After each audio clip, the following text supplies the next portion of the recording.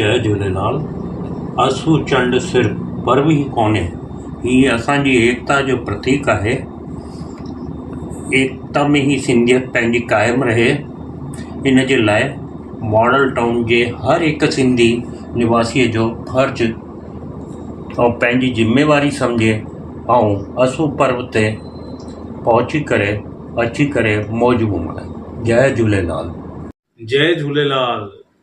पूज्य Sindhi panchayat model town Vinoba Vihar पारां सभिनी मॉडल टाउन निवासी सिंधी भाउरनि ऐं भेनरुनि खे सिक भरी कुर्बाती कोठ असां मनाए रहिया आहियूं भॻवान झूलेलाल जो असू चंड जो मेलो।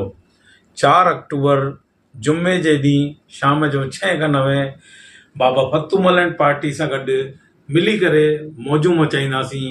तव्हां सभिनी सां निमाणी वेनिती आहे, पंहिंजे मिट माइटनि, यार दोस्तनि, रिश्तेदारनि ऐं आड़े पाड़े में रहण वारा सभिनी सिंधियुनि खे गॾु वठी करे अचो ऐं अची करे भॻवान झूलण जी मौज मचायो, भॻवान झूलेलाल जो आशीर्वाद प्राप्त कयो। जय झूलेलाल।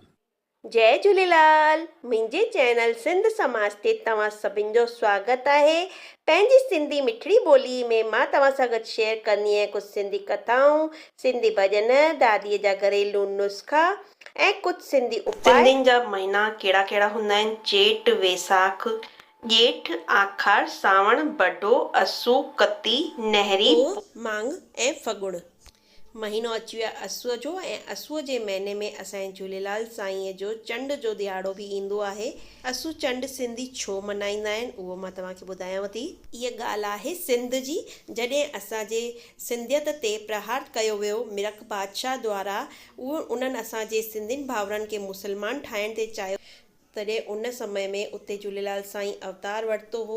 उन्हनि मिरख बादशाह खे सबक़ सेखारियनि ऐं वापसि असांजे सनातन धर्म जी स्थापना बि कयनि। उन ॾींहुं जॾहिं 13 साल जी उन्हनि जी उमिरि थी, उन ॾींहुं अवतरण हुननि मतिलबु हुतां हू अंतर्ध्यान थिया हुआ। उन उपलक्ष्य में असू चंड मल्हायो वेंदो आहे। अरे तव्हां सभु संभरियूं करे काॾे थी वञो? मां पार्लर थी वञां। मां वञां थी पंहिंजे घोट सां गॾु फिल्म ॾिसण। त पंहिंजे घोट सां घुमण थी वञां।